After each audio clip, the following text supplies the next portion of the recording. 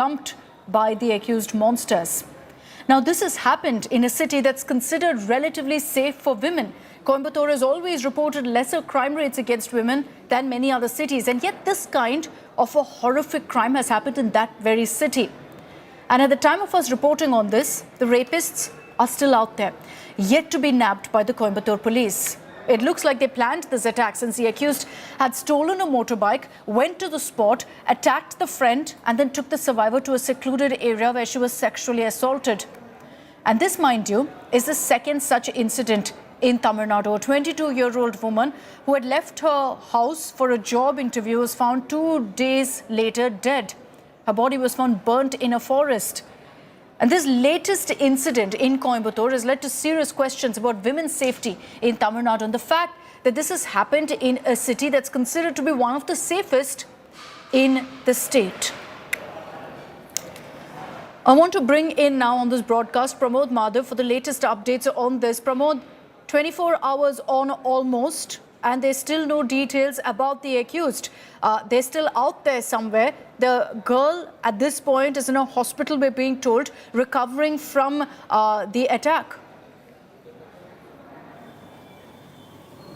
Actually, Akshita, it's completely unacceptable and complete heinous crime that has occurred, and something that is unimaginable, because this was a college student who was with a friend at a place, and you could see the actual visuals of the car that has been damaged as well. The windshield was broken, and there are like broken shards of glass inside the car as well, and the girl was abducted from there. And this friend of hers has informed the police. He was also beaten and he has sustained injuries, and he's also under treatment. And only after that, we've been told that around 4 a.m. the girl was she was found in another different location, and she was taken immediately to the hospital. And it was the police who has actually confirmed to us that there was gang rape involved in this. Something definitely not so acceptable, that completely shocking what has happened over. And now, as the officials have gone over there, more and more information are actually getting that also there was a bar over there which did not have a license, and it was on that vicinity area. That is being investigated, and BJP now has decided to also hold a protest on this particular issue. And almost all opposition parties in the state have claimed that the security for women has completely deteriorated now, Akshita. Absolutely a horrifying incident, this, and we hope that the accused are immediately nabbed. Pramod also highlighting for us that there's been a whole lot of politics with the opposition, AIADMK, BJP, lashing out at the government, saying that this is an indication of the deteriorating law and order in the state. Let's cut across to now a news break coming in.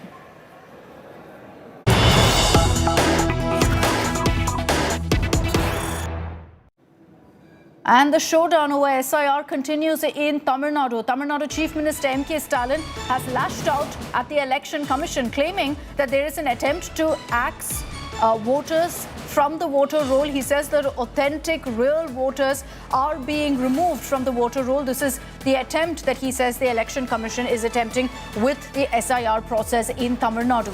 Now, Chief Minister Stalin has claimed that there was a voter list fraud that took place in Bihar, and a repeat of that is going to be taking place in Tamil Nadu as well. Remember, the DMK has been talking of approaching the Supreme Court in this matter. In all likelihood, they're going to be doing that also very, very soon.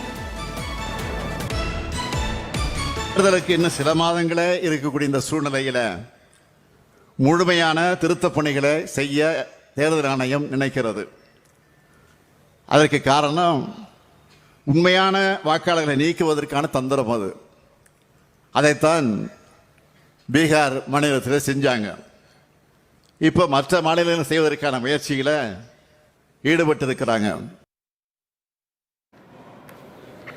Okay, moving on, let's tell you about a tragic accident that took place in Telangana. This happened in Rangareddy district's Chevalla area, where a speeding truck and a passenger bus were involved in a devastating head-on collision, leading to 19 deaths. Messages of condolences poured in, but let's tell you exactly what happened. How did this tragedy take place in our report first?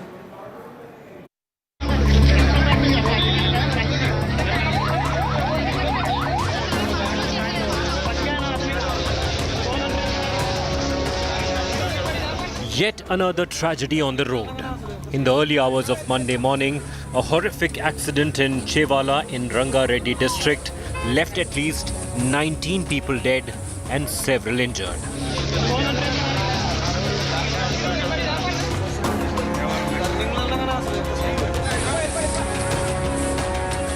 A speeding truck carrying gravel rammed an RTC bus coming from the opposite direction. Such was the impact, the rescue teams had to work for hours to pull out passengers trapped inside the wreckage. A gruesome accident that has taken place. As you can see the condition of the bus here, how impactful the accident was, which has claimed 19 lives. Now here 19 people have died in this tragic accident that has taken place in this Mirzagura. This is a single road highway where a head-on collision of a tipper lorry carrying gravels. As you can see, the whole bus is covered with gravels. After the accident, the condition of the driver's seat to several of the seats here have completely collided, and the gravels here have spread on the passengers. सुबह में हैदराबाद तांडोर तो हैदराबाद जाने गाड़ी का वो tipper क्या है कि हैदराबाद से विकाराबाद आ रहा गाड़ी, उसको क्या है बोलता हूँ छोटा गड़ा है, उन क्या बोल दूसरे जने क्या बोल रहा बोलते टू व्हीलर गाड़ी को बचाने जाको इसको मारा बोल रहा. वो गाड़ी में क्या है बोलते 16 टन कंकर है. 16 टन कंकर रहने से क्या हुआ, कट मारने से आउट बैलेंस होके बस पे गिरा हो. There were over 50 passengers on the bus that was going to Hyderabad. Loss of 19 lives so far.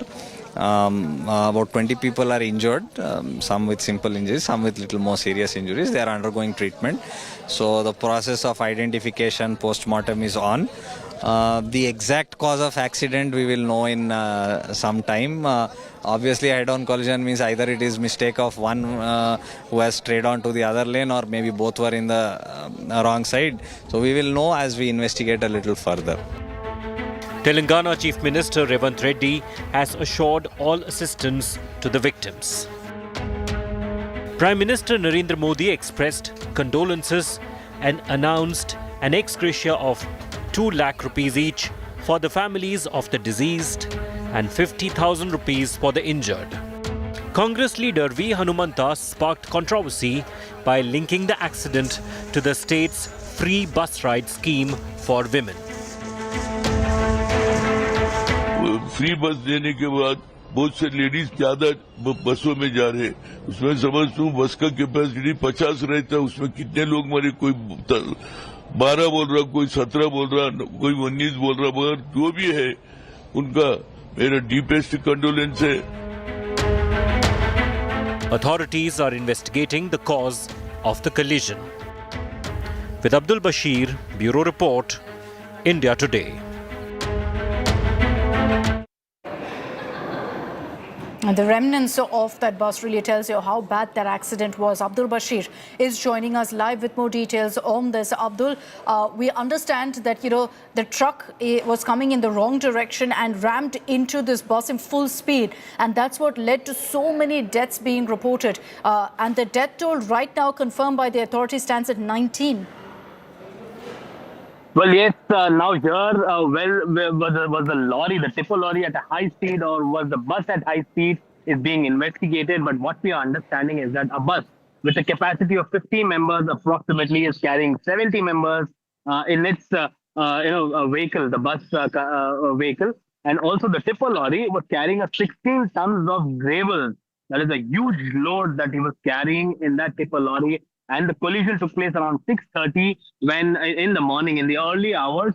At that moment, when there is a quite amount of traffic in that particular highway, this is a single road highway which whose condition was a little critical when we were traveling by. But who is responsible for this? Now, here 19 people have lost their life, 11 female, among which one was a 10-month-old baby in these 11 female. And 8 were male passengers in the bus. The bus driver, the tipper driver, both of them died on the spot. The conductor, a woman, is right now battling for life. 20 people are injured, and right now they are undergoing treatment in different hospitals. The Chief Minister, Revant Reddy, has taken stock of the situation, announced an ex gratia of 5 lakh rupees to the deceased and 2 lakh rupees to the injured. who have been injured in this particular accident. Now, he's also asked the authorities to give a proper medical treatment if necessary. The patients to be shifted. So there to are many Hyderabad, who are Bengaluru. still right now injured. Our prayers with all of them and hope they recover at the soonest. We don't see the casualty count going up. Thanks very much, Abdul, for joining us with those details. Moving on to Karnataka. 2.5 years in, and the political drama in Karnataka is only going to escalate. Why do I say that? Because if you look at really the time and the tenure of the Congress government so far, all of that talk of the 2.5-year CM switch formula kicking in, that should happen in November, because November marks Siddaramaya's term of 2.5 years as Chief Minister. Amid that, there's a lot of talk about leaders lining up to visit Delhi. DK Shivkumar is in Delhi in a few days from now. Chief Minister Siddaramaiah is also going to be in Delhi, in all likelihood to meet with the High Command. Rumours are swirling about a leadership change in the Karnataka Congress, in the Karnataka government, and the BJP is taking a dig with its own brand of satire using AI images. Let's get you all of those reactions first.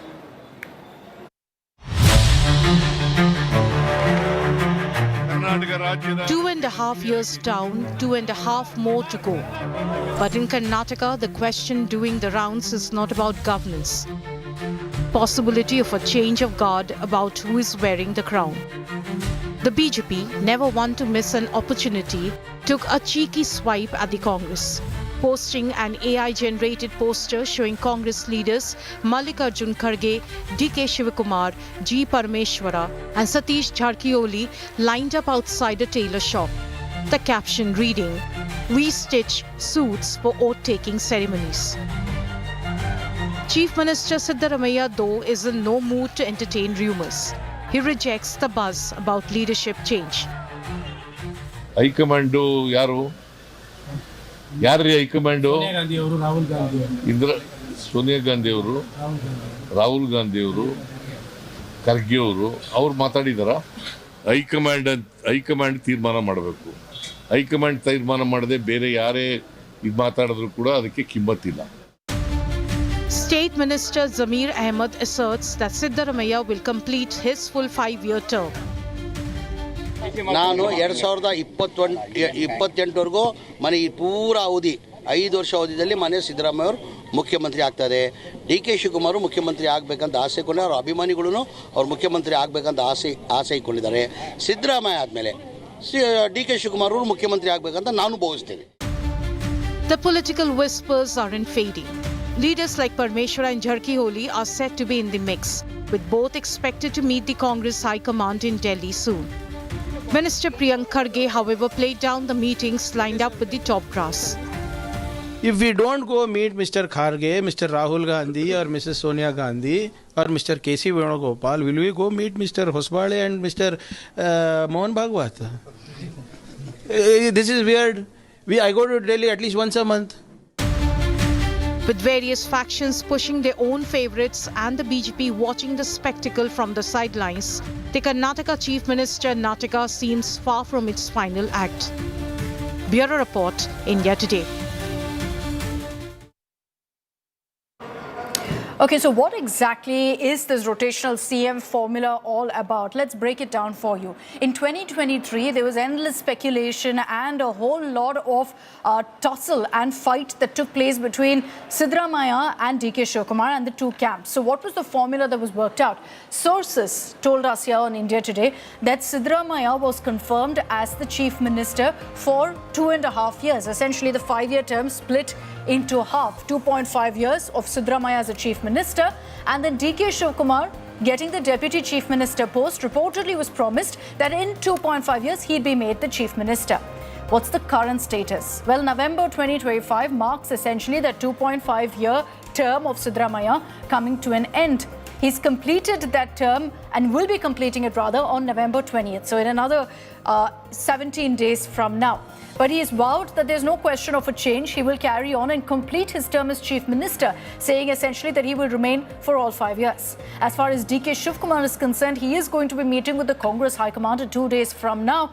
And whenever he's been asked about whether there's going to be a change in Chief Minister, whether he'll be made the Chief Minister, he's always said that he will heed the Congress High Command's decision. That it's ultimately up to them.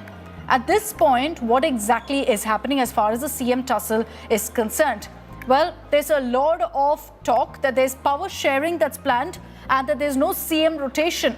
But there's clamour. And the DK supporters are speaking out one after another, saying it's time now for DK Shivkumar to be given the crown, to be made the Chief Minister. But reportedly, there are some who are suggesting that DK Shivkumar is okay currently being the Deputy Chief Minister and that he is looking at the long-term goal of 2028 of bringing the party back to power during the next election and at that point ensuring that the throne is his, because Chief Minister Siddaramaiah too has made it very clear that this will be the end of his political career. He will be looking at retiring post this. Sagai Raj is joining us live from Bengaluru with more details on this. Sagai, good evening. For several times now, you've joined us on this broadcast over all of the speculation on whether there's going to be a change in Chief Minister. November 20th is essentially when the exact date hits of 2.5 years of Siddaramaiah as Chief Minister. Are we going to be seeing a change in CM Sagai, or is DK Shivkumar being patient now? Is he willing to wait it out till 2028? DK Shivkumar is playing a safe game when it comes to a power change in the state of Karnataka. He has not made any kind of controversial statement of late. And he has also maintained that whatever the High Command and Chief Minister says, those are the words from Bible, and we have to follow that. And if you notice on the other side, Siddaramaiah initially went on to say that he will complete 5 years. He is going to be the Chief Minister for 5 years. Now he has a different stance where he says that if High Command wishes him, definitely he will complete 5 years. Now, this clearly shows that there are possibilities that there might be a shift in the power in the state of Karnataka. As you rightly pointed out, Chief Minister Siddaramaiah will be completing 2.5 years on November 20th. But all eyes on Bihar elections. Once the Bihar elections results are out, everything will be clear whether Siddaramaiah will continue as the Chief Minister or DK Shivkumar will take over from him, as well as the cabinet reshuffle is also on the cards. And there are many leaders who wanted to be in the cabinet. Many of them from DK Shivkumar camp as well as Siddaramaiah camp are eyeing for the cabinet but however, there are more numbers in DK Shivkumar camp who wanted the cabinet berth along with his leader to be the Chief Minister. So not surprising that other leaders also smelling opportunity here amid all of these questions of a churn. Thanks, Sagai, for joining us with those details. In the last few days, Bengaluru has witnessed one of the most unusual anti-litter campaigns in the country. Call it a garbage name and shame, if you will. Essentially, Bengalurians caught dumping waste on roads will find that very garbage in their homes. So if the Bengaluru civic body has evidence of you dumping garbage in a street, you won't just be fined now. There'll be a ton of garbage that will be dumped outside your house to teach you a fitting lesson. And let's face it, this unique drive is the need of the hour because most Indians don't have basic civic sense, and hopefully this serves as a deterrent. The logic is simple here. If you treat public space like your personal dustbin, your home will also be treated like a garbage dump. Because you can keep saying Namma City, Namma Bengaluru, it's time to actually walk the talk on that, to treat it like your own and not litter. And that's not all. If any of you Bengalurians actually expose a litter bug in the city, you'll actually be rewarded. So if you see someone littering, you can shoot a video, send it across to GBA, the Greater Bengaluru Authority that's been launched. They've launched, in fact, an app, a helpline, and you'll earn 250 rupees as a reward. Yes, it's a largely symbolic reward, but an important one. We hope this campaign is a success in teaching the city residents basic manners. And let us know if you think that this should actually be done not just in Bengaluru, but across the country too. And I'm leaving you on that thought. Thanks very much for tuning into this edition of Super 6. Coming up on the other side, a full 30-minute celebration of the Indian women's team, scripting history, becoming world champs for the very first time and making all of us so very proud. Nikhil Naz is coming up with the highlights of that epic win.